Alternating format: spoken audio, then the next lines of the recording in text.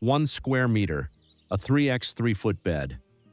By the end of this video, you're going to know exactly what to plant in that space, how to lay it out, when to harvest, and why this tiny footprint might be the most important thing you do for your family's food supply this year. We're talking 7 different crops, cut-and-come-again greens that produce for months, peppers that keep going until the first frost, and a tomato plant that, placed in exactly the right corner, won't shade out a single thing around it. This is not a gardening experiment. This is the smallest version of a working food system, and it functions whether you have a backyard, a raised bed, or nothing but a balcony and a few containers.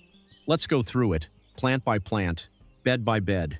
Start with lettuce. In a 3x3 bed, you can dedicate one section to lettuce and fit 12 heads comfortably.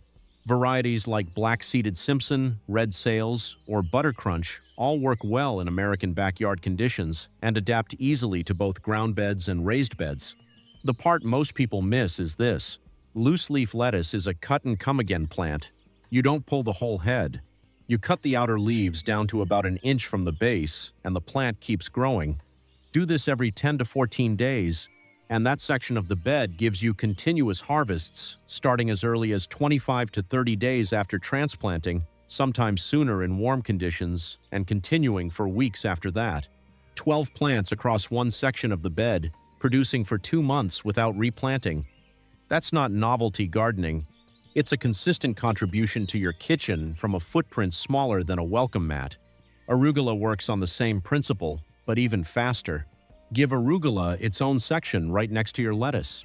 It's one of the most productive plants you can put in a small space, and one that most beginner gardeners skip because it feels almost too simple to take seriously. Direct seed it straight into the soil, no transplants needed. It germinates fast, grows aggressively in cool weather, and behaves just like your lettuce. Cut it, it comes back. In spring and fall conditions across most of the U.S., a single section of arugula will give you 3 to 4 full harvests before it bolts and goes to seed. Even then, you pull it and replant. The turnaround is fast enough to run 2 full cycles in a single season in most American growing zones. 2 sections in, 2 crops producing continuously for months, and you haven't touched the plants that are going to carry the most value yet. Parsley is the one herb that keeps a household supplied for an entire growing season without replanting. In a 3x3 bed, 12 parsley transplants fit comfortably in one dedicated section, and unlike lettuce or arugula, you're not harvesting it all at once. You take a few stems at a time, always cutting from the outer edge of the plant, and it just keeps producing. One detail that makes a difference here, and with every transplant in this bed, is starting with the healthiest plants you can find. At the nursery, skip the leggy or pale starts. Pick the compact, dark green ones. That choice at the beginning determines how quickly everything gets established and how productive the first weeks of harvest actually are. From early summer through late fall, you're pulling fresh herbs from that one section every week. The small, steady grocery purchases Parsley replaces, a bunch here, a container there, add up quietly over a season in a way that's easy to underestimate until you actually track it. 3 sections, 3 crops, all producing continuously. The next group takes more patience. It also pays back more. Carrots are the crop most people assume needs more room than it does. In loose, well-amended soil, or in a raised bed with at least 8 to 10 inches of depth, you can plant a full row of carrots directly in the bed.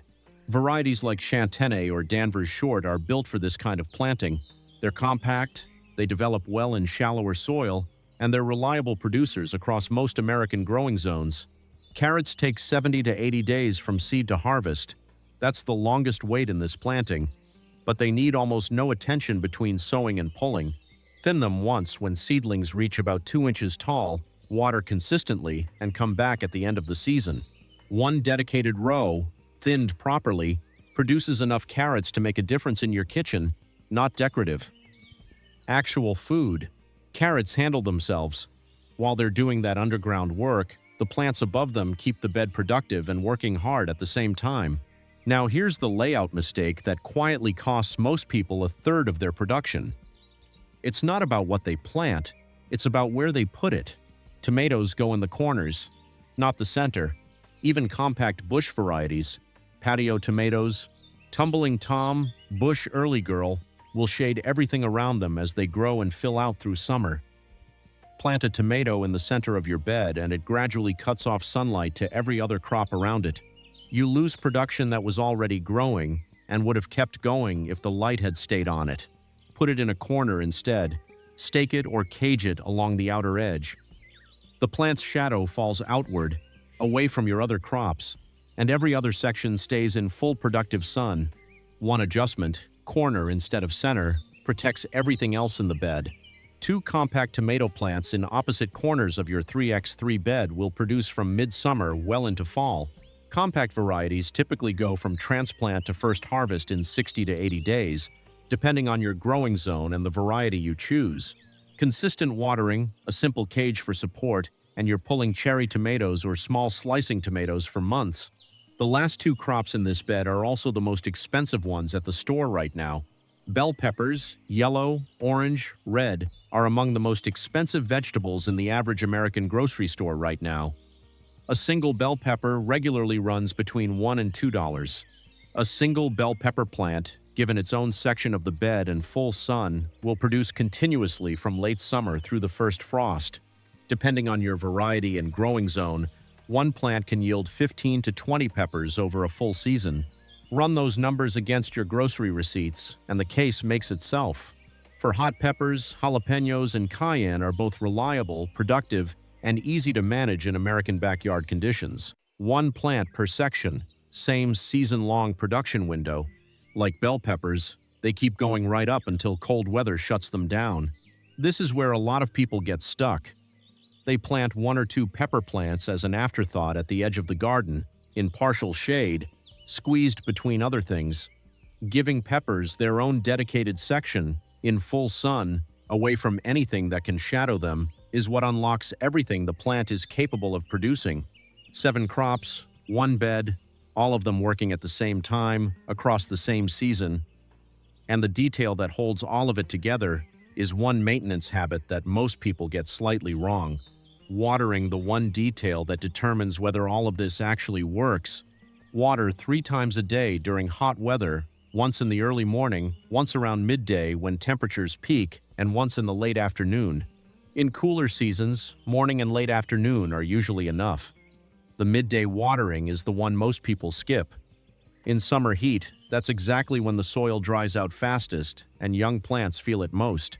The part where most beginners lose plants they would otherwise keep is how the water lands. Use a watering can with a rose head or a hose with a diffuser attachment. The goal is a gentle, even distribution that soaks down into the root zone without disturbing the soil surface or battering young plants.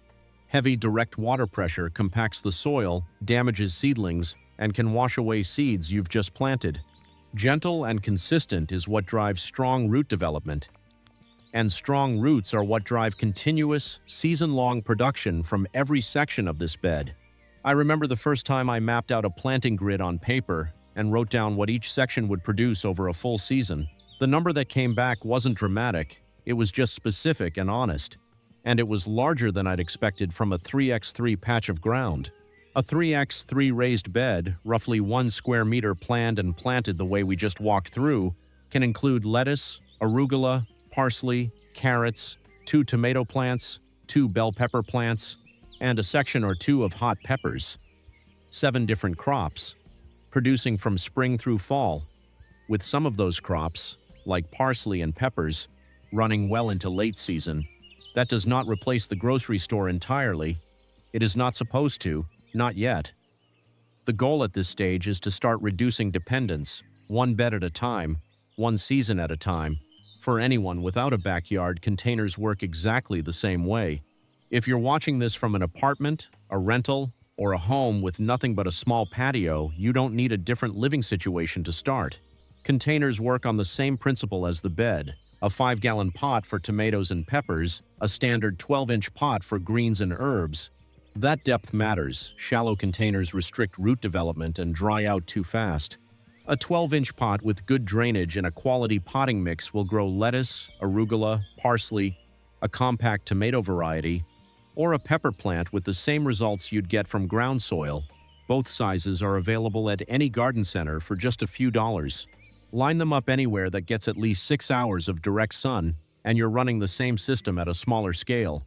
And the same rule applies here. Start with the healthiest transplants you can find. A strong start in a container matters even more than it does in the ground, because the root zone is smaller and the plant has less room to recover from a slow beginning. Not having a backyard is almost never actually about space. It's about not having a clear enough picture of what's possible in the space you already have. This 3x3 bed is not the finish line, it's the proof of concept. It shows you what organized, dense, intentional planting can do in the smallest footprint you can build. Once you see it producing, once you're actually harvesting from that bed, the next step is just adding another section, another bed, another container. The system grows with you. Food security is not built in one big move. It's built by starting before you need it, learning what your space can do, and expanding from there with a plan. The people who feel most prepared are not the ones with the most land. They're the ones who started small, stayed consistent, and built something that actually works. If you want a step-by-step layout for building this into a full backyard system, there's a guide called the Backyard Miracle Farm System that walks through exactly that. The link is in the pinned comment if you want to take a look. If this was useful, hit the like button and subscribe. Every week on this channel, we cover practical strategies for building real food security from whatever space you have. Leave a comment below. What would you plant first in your 3x3 bed? I'd like to know where you're starting. If I were starting today, I'd build a simple 3x3 raised bed this weekend and get lettuce and parsley in the ground the same day. Those two plants alone will give you your first harvest in under 30 days, and nothing proves the system works faster than actually eating from it.